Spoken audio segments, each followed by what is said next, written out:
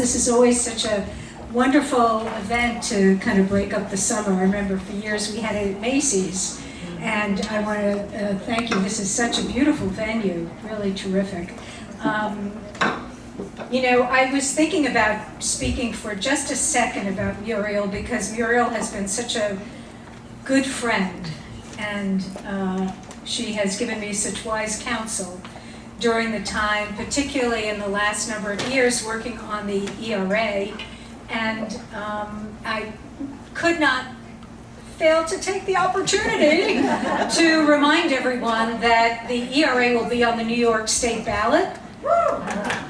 And this is the state ERA. We've never had women's rights protected in the state constitution of New York. Liberal New York. We've never been protected as a constitutional group. So please remember that, flip the ballot over, and please, everyone you know, tell them to vote and flip it over. You can make that kind of a sexy thing. Anyway, so Muriel has blessed us, really blessed us with this book. It's fabulous, I've read it, and there's so much wisdom, there's so much history, but I thought because of the new members in the room, we might want to first hear your recollections and what your goals were in starting the New York Women's Forum with Eleanor Guggenheimer 50 years ago.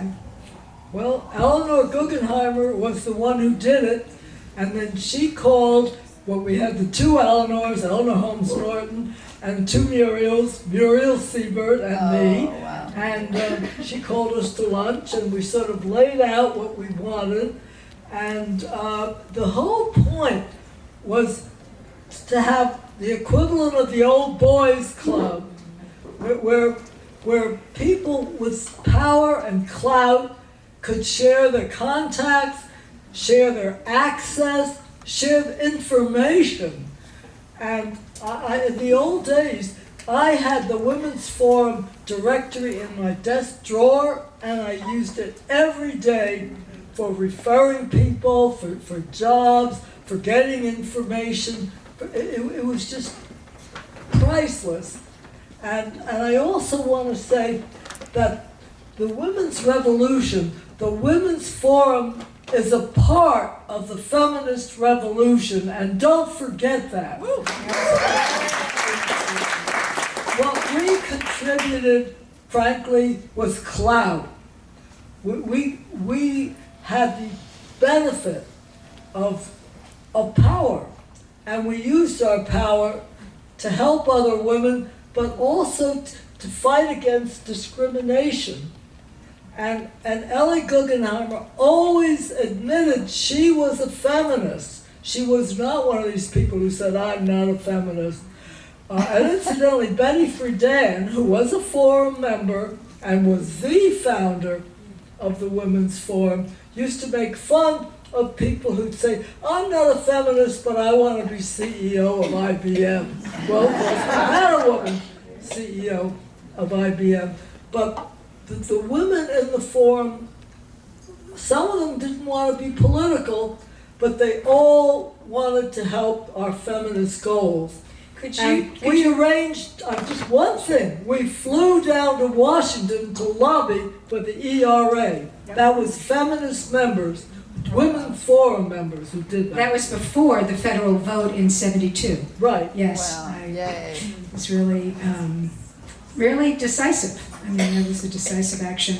But I wanted you to talk a little bit about Betty Friedan because, you know, feminine mystique, but also the National Organization of Women. And I think actually the first time you and I ever met was at the Defense League, the now Legal Defense and Education Fund, and that was something that was an offshoot of now. But tell us something about your recollection of Betty and the organizing. I mean, I remember talking to you about this kind of, you know, the expression herding cats. It's not very favorable, but, you know, there is a lot to be learned. Maybe you could share a little bit with us about how did you get things started? Well, Betty Friedan was the Eleanor Guggenheimer of now. It was her, the name was her name, and the early strategies were her name, and of course, The Feminine Mystique. I still recommend that book. It's still vital. And yes, it was at the beginning, and Betty Friedan was very hard. Talk about herding cats. She was, a herded cat all by herself. She was very difficult. But the point is, she had the vision, and it was her vision and the vision of now, which started the women's revolution. I don't know where we would be today without it. Maybe people would still say we don't hire women, we don't admit women here, we don't allow women into our union or our club.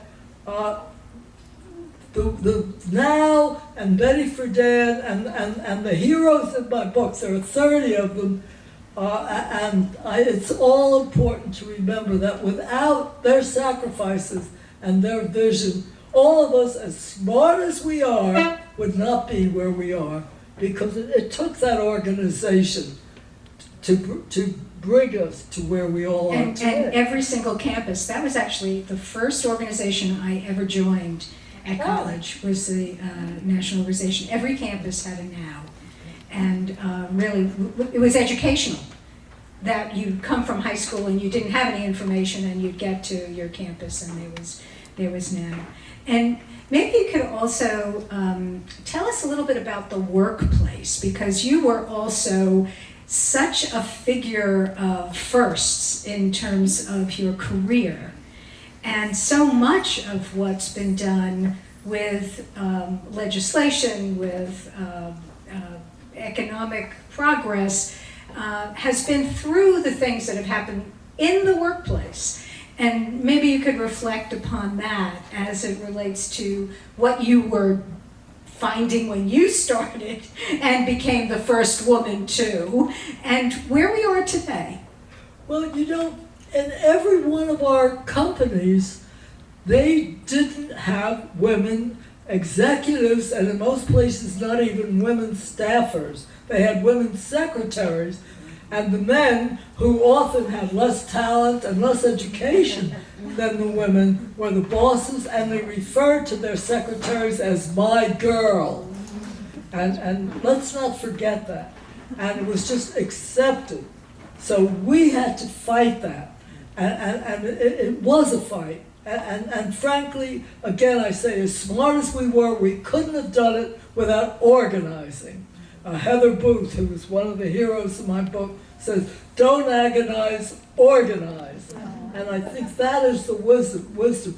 We can do a lot by ourselves, we can lean in, but we're really not going to make progress unless we organize together.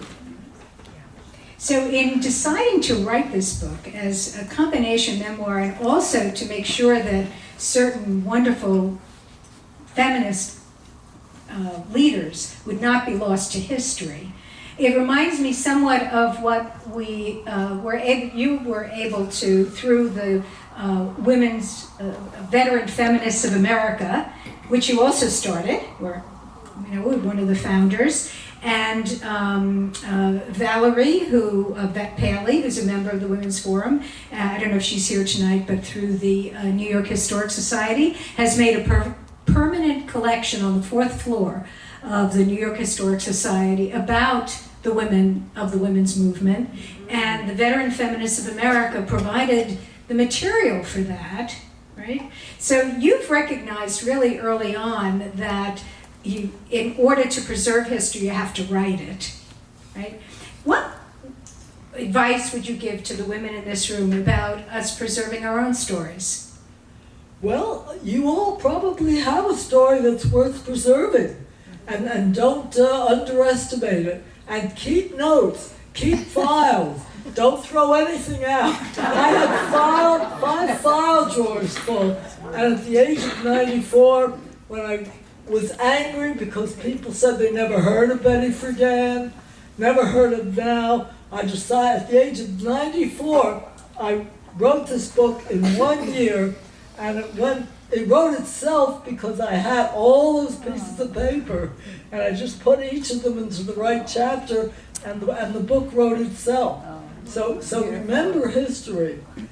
You are writing history yourselves, because we still are making history, and we still have a lot more to do, and it's so important. I want the young people. I know a lot of people who are getting my book want me to sign it to their granddaughter and their nieces, so that they know what we all experience. They don't believe that the ads used to say, help wanted male, help wanted female. We have to tell them what we went through and the change we made. And the fact that in 1966, when NOW was founded, there were only 4% of the doctors were women, and only 7% of the lawyers were women. Just look how far we've come, to say nothing of the fact that all the big universities and medical schools and law schools said, we won't admit you because you are a woman. That was legal. We had to make that illegal, and we had to fight to make sure that the law was enforced. And one word we do have to use is fight, just the way we have to fight for the state ERA. And frankly, we have to fight this year for feminists in every branch, certainly starting with the presidency, Congress. You know, all these wonderful laws that we got passed, every one of those in the early days was passed because we had a Democratic Senate and a Democratic House of Representatives. I don't know if we could have passed those laws if we didn't have that Congress. And it goes down to the state legislatures, which are so important, especially this year. It goes down to the school boards. And many of you have an opportunity to be on a school board or a library board. Don't look down on that. It's a position of power.